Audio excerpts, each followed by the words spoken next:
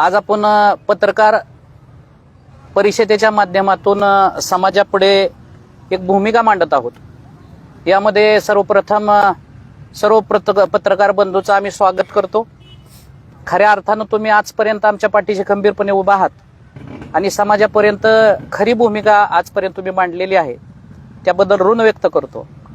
आपला या इंदापूर तालुक्यामध्ये गेल्या 1.5 महिन्यापूर्वी अतिशय मोठ्या स्वरूपाचा महामोर्चा झाला, तो यशस्वी झाला आणि त्या यशस्वी होण्यामध्ये सर्व जाती धर्मांनी आपल्याला मदत केली। कुणी पाण्याची मदत केली, कुणी अन्न पदार्थ असतील त्याचं वाटप केलं आणि महामोर्चा अतिशय मोठ्या पद्धतीचा या इंदापूर तालुक्यामध्ये झाला। यानंतर आपण महामोर्चा यशस्वी झाल्यानंतर या इंदापूर तालुक्यामध्ये जे जरांगे पाटलांनी सांगितले आपल्याला त्या पद्धतीचं साखळी उपोषण गेली 50 दिवस या तालुक्यामध्ये करत आहोत। यामध्ये प्रत्येक गावाचा 1 दिवस असं नियोजन आहे। तालुक्यातला प्रत्येक गाव या ठिकाणी येतं। आज सरडेवाडी गाव आहे, त्या पद्धतीचं नियोजन असतं। आदल्या दिवशी नियोजन केलं जातं आणि त्या पद्धतीचं या ठिकाणी गाव येऊन बसतं। दुपारच्या नंतर आपल्या या व्यासपीठावरती या ठिय्या आंदोलनाच्या ठिकाणी आपण साखळी उपोषणाच्या ठिकाणी आपण भजनाचा कार्यक्रम असो, कीर्तनाचा कार्यक्रम असो, पोवाड्याचा कार्यक्रम असो इत्यादी कार्यक्रम आपण दुपारनंतर राबवतो। त्याच पद्धतीचं नियोजन होतं। परंतु 9 तारखेला असं काय घडलं की जेणेकरून या चांगल्या चाललेल्या आंदोलनामध्ये मिठाचा खडा पडला। ती पार्श्वभूमी सांगणं, समाजापुढे आणणं अतिशय महत्वाचं आहे। त्याआधी 9 तारखेचं आमचं तुम्हाला नियोजन सांगतो काय होतं। 9 तारखेचं नियोजन आम्ही 1 महिन्यापूर्वी जी नियोजन केलं होतं, लिस्ट व्हायरल केली होती, प्रत्येक गावाला नंबर दिले होतं, त्या पद्धतीचं ते नियोजन होतं। 9 तारखेला आम्ही पूर्ण तालुक्याचं या ठिकाणी नियोजन केलं होतं, कारण या ठिकाणी ओबीसीचा मोर्चा होता आणि आम्हालाही वाटलं की आपणही बहुसंख्येने आलो पाहिजे, आपलाही मोर्चा चांगल्या पद्धतीने या ठिकाणी, आपलंही ठिय्या आंदोलन या ठिकाणी चांगलं झालं पाहिजे। त्या पद्धतीने 9 तारखेच्या नियोजनामध्ये आपण 9 तारखेला पोवाड्याचा कार्यक्रम ठेवला होता आणि त्या पोवाड्याच्या माध्यमातून आपण त्या ठिकाणी कार्यक्रम ठेवला होता।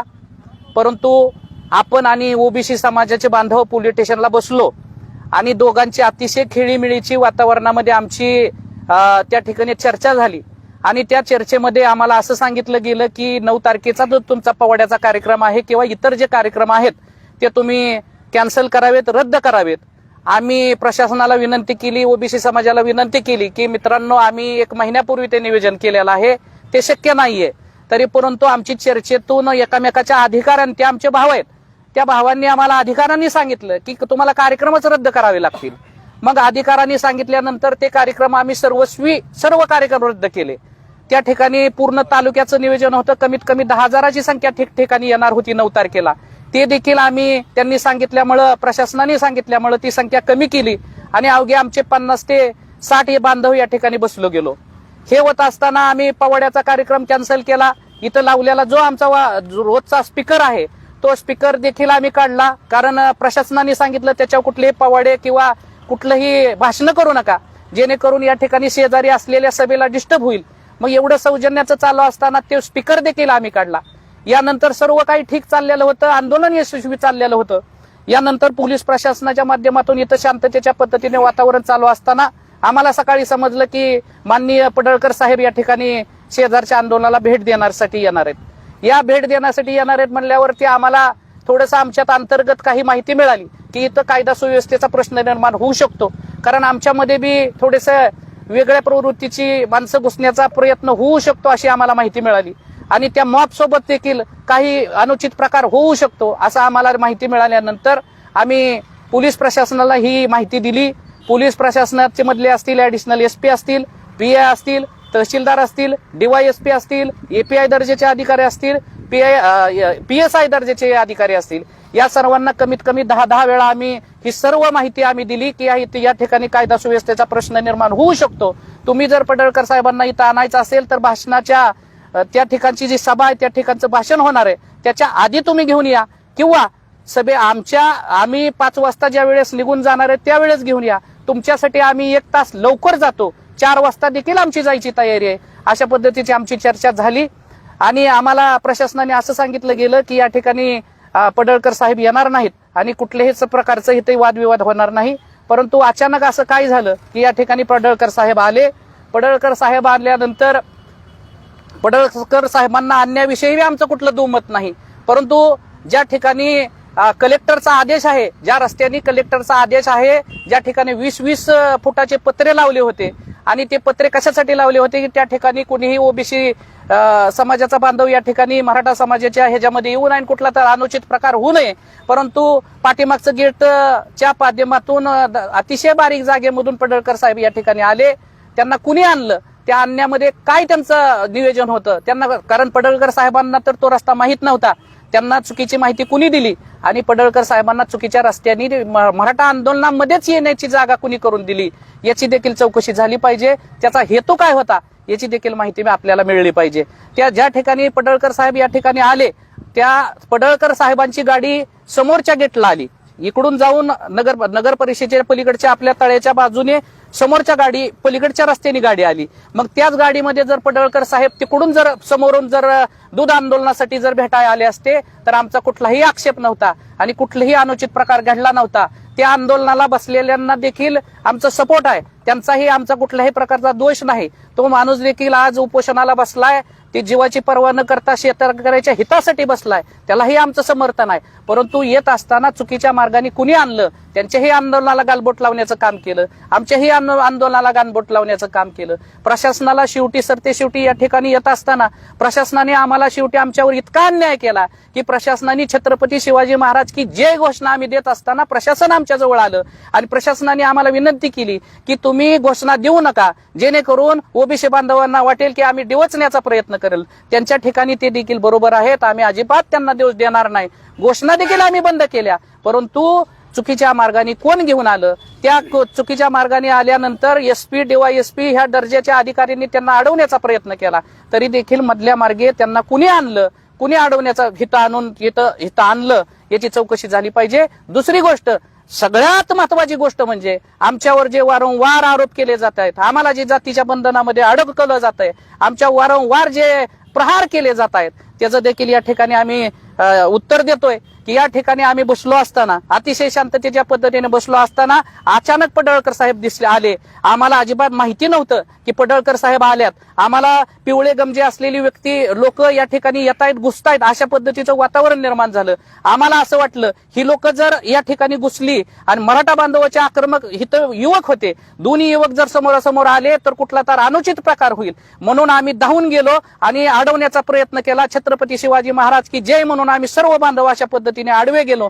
तुम्ही मागे जावा, गो बॅक अशा घोषणा दिलो, जेणेकरून त्यांनी तिकडे जावं आणि या ठिकाणी कुठलाही अनुचित प्रकार घडू नये अशा पद्धतीचं वातावरण त्या ठिकाणी आम्हाला करायचं होतं. आणि नंतर आम्हाला पडळकर साहेब त्या ठिकाणी दिसले की साहेब देखील आले. आम्ही पडळकर साहेबांना गो बॅकच्या 100% घोषणा दिल्यात, याचं आम्ही समर्थन करतोय. आम्ही त्यांच्यावर चपला फेकल्या नाहीत. ज्यांनी चपला फेकल्यात वारंवार सांगितलं जातंय की मराठा समाजाने चपला फेकल्या, मराठा समाजाने चपल्या फेकल्या. पोलीस स्टेशन बशी बऱ्याचशा व्हिडिओ क्लिप तुमच्या सोशल मीडियाच्या माध्यमातून व्हायरल झाल्यात, त्याची चौकशी होणं गरजेचं आहे. चप्पल कुणी मारली, पडळकर साहेबाचा अवमान कुणी केला, पडळकर साहेबांवर चप्पल कुणी मारली याची चौकशी झाली पाहिजे. त्याचं आम्ही समर्थन करणार नाही. कदापि अशा आंदोलनाला, अशा चप्पल फेकीला किंवा उग्र आंदोलन आमचा पाठिंबा राहणार नाही. त्याची चौकशी झाली पाहिजे, त्याच्यावर गुन्हे दाखल झाले पाहिजेत. गेली 10 ते 12 जणांवरती गुन्हे दाखल झालेले आहेत, परंतु त्याची चौकशी झाली पाहिजे. ज्यांनी चप्पल मारली त्याच्यावर कठोर शासन झालं पाहिजे. आणि या महाराष्ट्रामध्ये जे अशांतता आहे, अशांतता पसरायला लागली, जातीमध्ये वाटायला लागल्यात, प्रत्येक जण आपल्या जातीचं समर्थन करतोय, कुणीतरी नवीनच काहीतरी चॅलेंज करतोय, अशा प्रवृत्तीच्या या ठिकाणी थारा दिला नाही पाहिजे. आपण गुन्हेगोविंदाने राहिलो पाहिजे. माझ्या ओबीसी बांधव माझा बांधव आहे, धनगर बांधव माझा बांधव आहे, सगळे माझे बांधव आहेत. आज आम्ही समाजकारणामध्ये आम्हाला कलंक लागला. एवढी वर्ष 14-15 वर्ष आमच्या साधी NC देखील नाही, परंतु या आंदोलनाने आम्ही ज्या गोष्टी केल्या नाहीत त्याच्यामुळे आम्हाला कलंक लागलाय, आमच्या मनाला वेदना झाल्यात. या ठिकाणी यानंतर आमचे पुढची भूमिका बंडा पाटील म्हणतील. आज आपल्याला सर्वांना माहित आहे महाराष्ट्रात मराठा आरक्षण आणि ओबीसी आरक्षणाचं घमासन चालू आहे. आणि सर्वात प्रथमतः मी धनगर बांधवांना सांगतोय की जे सर्वसामान्याचं नेतृत्व मराठा समाजाचं आंदोलन ज्यांनी उभा केलं, ती चौंडी सारख्या पवित्र ठिकाणी जाऊन धनगर समाजाच्या आरक्षणाला पाठिंबा दिलेला आहे. आणि त्याच्यामुळं आमचा मराठा समाजाचा विरोध ओबीसीला किंवा धनगर समाजाला नाही. आमची संविधानिक पद्धतीने मागणी ही महाराष्ट्र शासनाकडे आहे, केंद्र शासनाकडे आहे. ती मागणी ती त्यांच्या पद्धतीने पूर्ण करतील, ते ठरवतील. पण वारंवार असं दाखवलं जातंय की मराठा समाज हा ओबीसीच्या विरोधात आहे किंवा धनगर बांधवाच्या विरोधात आहे. आणि ओबीसी बांधवांच्या काही नेत्यांकडनं हे सांगितलं जाते की मराठा समाज हा आपल्या विरोधात आहे. तर ते तसं काही नसून आमच्या इंदापूर तालुक्यात वातावरण खेळीमेळीचं आहे. आणि दुसरी गोष्ट 9 तारखेची घटना तुम्हाला मी सांगतो की 11:30 वाजता सकाळी आम्हाला कळालं पडळकर साहेब या ठिकाणी येणार आहेत. आम्ही इंदापूर तालुक्याच्या सगळ्या प्रशासनाला बोलवून हात जोडून विनंती केली की बाबा वाद विवाद होण्याची शक्यता होऊ नये, म्हणून तुम्ही पडळकर साहेबांना आमच्या वतीने निरोप द्या की बाबा आज ही वेळ नाही या ठिकाणी यायचं. संविधानाने व्यक्ती स्वातंत्र्य सगळ्याला दिलेलं आहे, पण आमचे एक बंधू, मोठे बंधू म्हणून आम्ही त्यांना रिक्वेस्ट केली की तुम्ही लोकप्रतिनिधी आहेत, कायदा सुव्यवस्थेचा पर्याय इथं होऊ शकतो. त्यामुळं तुम्ही आजचा दिवस सोडून कधीही या किंवा सभेच्या आधी या. परंतु त्यांना प्रशासनाने त्यांना सांगितल्यानंतर त्यांना इथं कोण घेऊन आलं? तुम्हाला सगळ्यांना पत्रकार बांधवांना माहिती, 9 तारखेला इथं 20 फुटाचं बॅरिगेड टाकला असताना पडळकर साहेबांना हा चोरीचा रस्ता माहित होता का? ह्याच्या पाठीमागं कुणाचं षडयंत्र आहे? ह्यांना कोण घेऊन आलं इकडं चोरीच्या रस्त्यानी? प्रशासनाला माहित बी नव्हतं की पडळकर साहेब येणार आहेत या ठिकाणी. आणि झालेल्या प्रकाराला मराठा समाज हा पाठीशी घालणार नाही, त्याच्याबद्दल काय विषयच नाही. दुसरी गोष्ट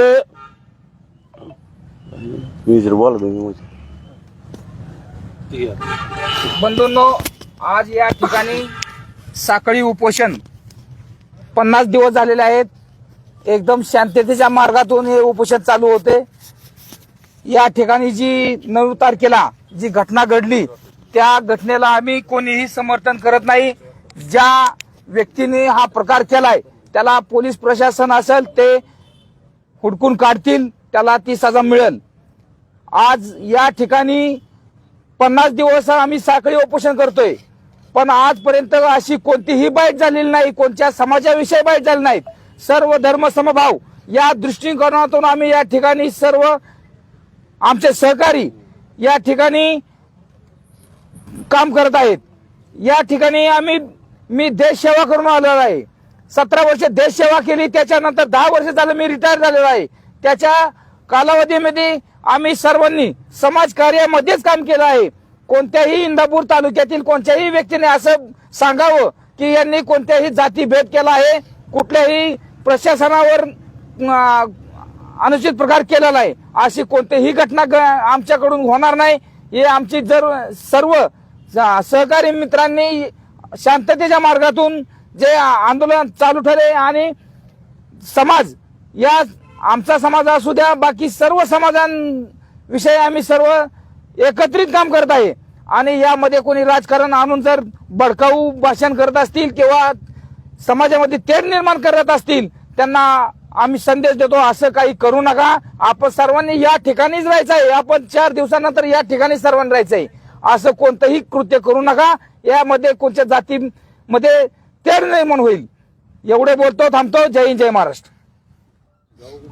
त्याच्यावर एक मला विषय बोलायचा आहे की पडळकर साहेबांना या ठिकाणी घेऊन आल्यानंतर त्याची चौकशी व्हायला पाहिजे.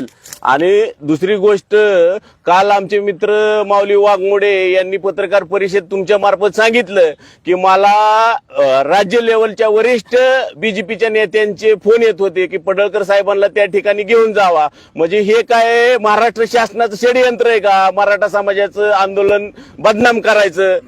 तर त्याच्यावरती एक चौकशी झाली पाहिजे. ह्याच्या पाठीमागं कोण आहे की बाबा आम्ही हात जोडून रिक्वेस्ट केल्यानंतर सुद्धा पडळकर साहेबांनी बी मान्य केलं तर ती मी आजचा प्रोग्राम कॅन्सल करतो, पण ह्याची चौकशी झाली पाहिजे. आणि दुसरी गोष्ट, वारंवार आपल्या तालुक्यातले काही नेते मंडळी मराठा समाजावर खालच्या पातळीवर जाऊन बोलतात, तर त्यांना बी मला सांगायचंय, जर तुम्ही रक्तरंजित क्रांती घडवायला निघाला असेल तर मराठा समाजाचा इतिहास हा रक्तानेच लिहिलेला आहे.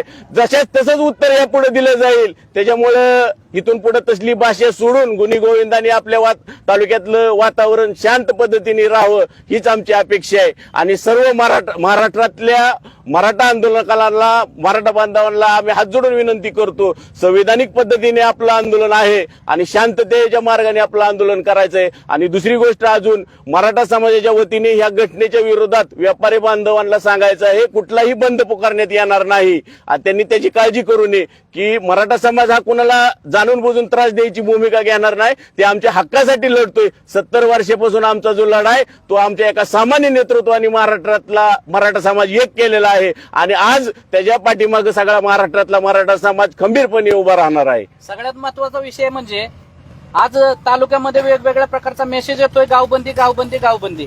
असा कुठलीही गावबंदी तालुक्यामध्ये नव्हे तर पुणे जिल्ह्यात नव्हे तर आमच्या महाराष्ट्रामध्ये राहिलेली नाही.